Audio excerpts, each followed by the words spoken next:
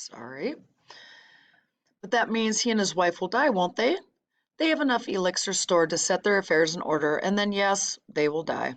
Dumbledore smiled at the look of amazement on Harry's face. To one as young as you, I'm sure it seems incredible, but to Nicholas and Perenelle, it really is like going to bed after a very, very long day. After all, to the well-organized mind, death is but the next great adventure. You know, the stone was really not such a wonderful thing. As much money and life as you could want. The two things most human beings would choose above all. The trouble is, humans do have a knack of choosing precisely those things that are the worst for them. Harry lay there, lost for words. Dumbledore hummed a little and smiled at the ceiling. Sir, said Harry, I've been thinking. Sir, even if the stone's gone, I mean, you know who. Call him Voldemort, Harry. Always use the proper name for things. Fear of a name increases fear of thing of the thing itself. Yes, sir. Well, Voldemort's going to try other ways to come back, isn't he? I mean, he hasn't gone, has he? No, Harry, he is not. He is still out there somewhere, perhaps looking for another body to share, not being truly alive. He cannot be killed. He left Quirrell to die. He shows just as little mercy to the followers as his enemies. Nevertheless, Harry, while you may only have delayed his return to power, it will merely take someone else who is prepared to fight what seems a losing battle next time. If he is delayed again and again, why, he may never return to power. Harry nodded, but stopped quickly because it had made his head hurt. Then he said, Sir, there are other things I'd like to know, if you could tell me. Things I want to know the truth about. The truth, Dumbledore sighed. It is a beautiful and terrible thing, and should therefore be treated with great caution. However, I shall answer your questions unless I have a very good reason not to, in which case I beg you'll forgive me. I shall not, of course, lie. Well, Voldemort said he had only killed my mother because she tried to stop him from killing me. But why would he want to kill me in the first place? Dumbledore sighed very deeply this time. Alas, the first thing you asked me. I cannot tell you. Not today. Not now. You will know one day. Put it from your mind for now, Harry. When you are older, I know you hate to hear this. When you are ready, you will know. And Harry knew it would be no good to argue. But why can't Quirrell touch me? Your mother died to save you. If there's one thing Voldemort cannot understand, it's love. He didn't realize that love as powerful as your mother's for you leaves its own mark, not a scar, no visible sign. To have been loved so deeply, even though the person who loved us is gone, will give us some protection forever. It is in your very skin. Quirrell, full of hatred, greed, and ambition, sharing his soul with Voldemort, could not touch you for this reason. It was agony to touch a person marked by something so good. Dumbledore now became very interested in a bird out on the windowsill, which gave Harry time to dry his eyes on the sheet. When he had found his voice again, Harry said, And the invisibility cloak? Do you know who sent it to me? Ah, your father happened to leave it in my possession, and I thought you might like it. Dumbledore's eyes twinkled. Useful things. Your father used it mainly for sneaking off to the kitchen to steal food when he was here. And there's something else. Fire away. Quirrell said Snape. Professor Snape, Harry. Yes, him. Quirrell said he hates me because he hated my father. Is that true? Well, they did rather detest each other, not unlike yourself and Mr. Malfoy. And then your father did something Snape could never forgive. What? He saved his life. What? Yes, said Dumbledore dreamily. Funny the way people's minds work, isn't it? Professor Snape couldn't bear being in your father's debt. I do believe he worked so hard to protect you this year because he felt that would make him and your father even. Then he could go back to hating your father's memory in peace. He tried to understand this, but it made his head pound, so he stopped. And, sir, there is one more thing. Just the one? How did I get the stone out of the mirror? Ah, now I'm glad you asked me that. It was one of my more brilliant ideas, and between you and me, that's saying something.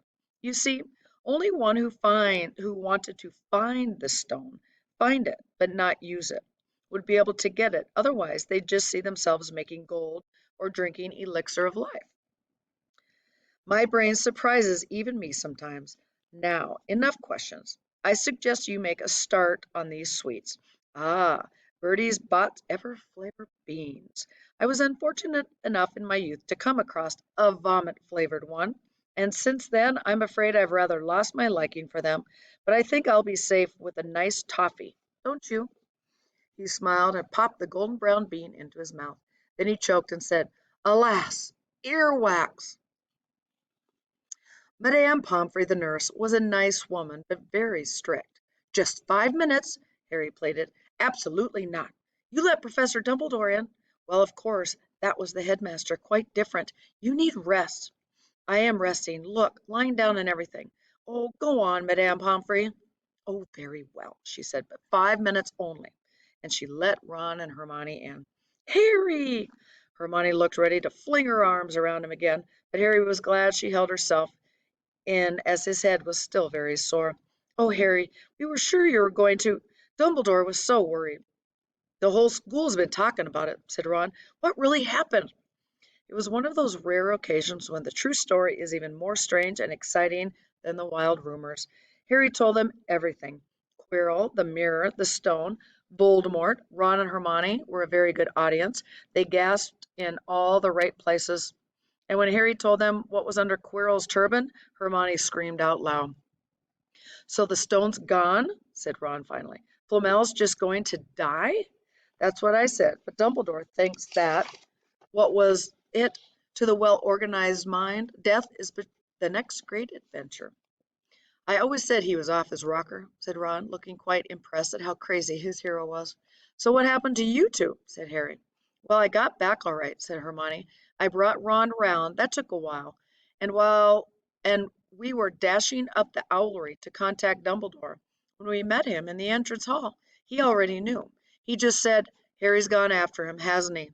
and hurtled off to the third floor."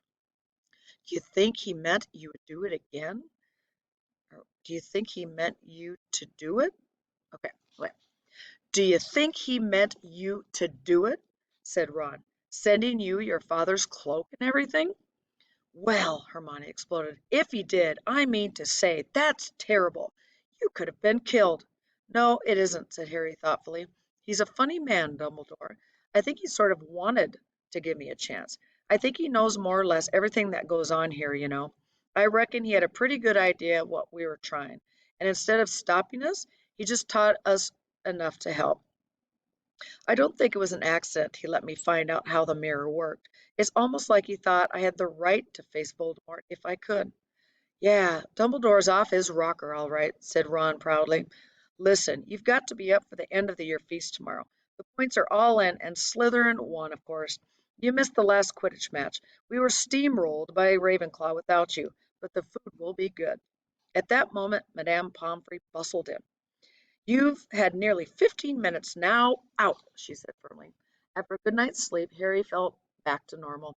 "I want to go to the feast," he told Madame Pomfrey. "I can, can't I?" "Professor Dumbledore says you are allowed to go," she said sniffly, as though in her opinion Professor Dumbledore didn't realize how risky feasts could be. "And you have another visitor." "Oh, good," said Harry. "Who is it?" Hagrid settled through the door as he spoke. As usual, when he was indoors, Hagrid looked too big to be allowed. He sat down next to Harry, took one look at him, and burst into tears. "It's all my ruddy fault," he sobbed, his face in his hands. "I told the evil git how to get past Fluffy. I told him. It was the only thing he didn't know, and I told him. You could have died. All for a dragon egg. I'll never drink again. I should be chucked out and to live as a muggle." "Hagrid," said Harry, shocked to see Hagrid shaking with grief and remorse, great tears leaking down his beard. "Hagrid, he'd have found out somehow. This is Voldemort we're talking about. He'd have found out even if you hadn't told him." "You could have died," sobbed Hagrid. "And don't say the name." "Voldemort!" Harry bellowed, and Hagrid was so shocked he stopped crying. "I've met him, and I'm calling him by his name. Please cheer up, Hagrid. We saved the stone. It's gone. He can't have it. Have a chocolate frog. It's loaded." Hagrid wiped his nose on the back of his hand and said, "That reminds me. I've got you a present." It's not a stoat sandwich, is it? Said Harry anxiously, and at last Hagrid gave a weak chuckle. Nah, Dumbledore gave me the day off yesterday to fix it. Of course, he should have sacked me instead. Anyway, got you this. It seemed to be a handsome leather-covered book. Harry opened it curiously. It was full of wizard photographs. Smiling and waving at him from every page were his mother and father. Sent owls off to all your parents' old school friends asking for photos. Knew you didn't have any. Knew'd you like it. Harry couldn't speak, but Hagrid understood. Harry made his way down to the end of the year feast alone that night. He had been held up by Madame Pomfrey's fussing about, insisting on giving him one last checkup, so the great hall was already full. It was decked out in Slytherin colors of green and silver to celebrate Slytherin's winning the House Cup for the 7th year in a row. A huge banner showing the Slytherin serpent covered the wall behind the table. When Harry walked in, there was a sudden hush, and then everybody started talking loudly at once. He slipped into his seat beside Ron and Hermione at the Gryffindor table and tried to ignore the fact that people were standing up to look at him. Fortunately, Dumbledore arrived moments later. The babble died away. "Another year gone," Dumbledore said cheerfully, "and I must trouble you with an old man's wheezing waffle before we sink our teeth into our delicious feast. What a year it has been! Hopefully your heads are all a little fuller than they were. You have the whole summer ahead to get them nice and empty before next year starts. Now, as I understand it, the House Cup here needs awarding, and the points stand thus. In fourth place, Gryffindor with 312 points. In third, Hufflepuff with 352. Ravenclaw has 426, and Slytherin 472. A storm of cheering and stamping broke out from the Slytherin table. Harry could see Draco Malfoy banging his goblet on the table. It was a sickening sight. "Yes, yes, well done, Slytherin," said Dumbledore. "However, recent events must be taken into account." The room went very still. The Slytherin smiles faded a little. "Ahem," said Dumbledore. "I have a few last-minute points to dish out. Let me see. Yes. First, to Mr. Ronald Weasley." Ron went purple in his face. He looked like a radish with a bad sunburn. "For the best played game of chess Hogwarts has seen in many years, I award Gryffindor House 50 points." Gryffindor cheers nearly raised the bewitched ceiling. The stars overhead seemed to quiver. Percy could be heard telling other prefects, "My brother, you know, my youngest brother, got past McGonagall's giant chess again." Set. At last there was silence again. "Second, to Miss Hermione Granger, for the use of cool logic in the face of fire, I award Gryffindor House 50 points." Hermione buried her face in her arms. Harry strongly suspected she had burst into tears. Gryffindor up and down the table were beside themselves. They were 100 points up. "Third, to Mr. Harry Potter," said Dumbledore. The room went deadly quiet. "For pure nerve and outstanding courage, I award Gryffindor House 60 points." The din was deafening. Those who could add up while yelling themselves hoarse knew that Gryffindor now had 472 points, exactly the same as Slytherin. They had tied for the House Cup. If only Dumbledore had given Harry just one more point. Dumbledore raised his hand. The room gradually fell silent. "There are all kinds of courage," said Dumbledore, smiling. "It takes a great deal of bravery to stand up to our enemies, but just as much to stand up to our friends. I therefore award 10 points to Mr. Neville Longbottom." Someone standing outside the great hall might well have thought of some sort of explosion had taken place. So loud was the noise that erupted from the Gryffindor table. Harry, Ron, and Hermione stood up to yell and cheer as Neville, white with shock, disappeared under a pile of people hugging him. He had never won so much as a point for Gryffindor before. Harry, still cheering, nudged Ron in the ribs and pointed at Malfoy, who couldn't have looked more stunned and horrified if he had just had the body-bind curse put on himself. "Which means," Dumbledore called over the storm of applause, for even Ravenclaw and Hufflepuff were celebrating the downfall of Slytherin, "we need a little change of decoration."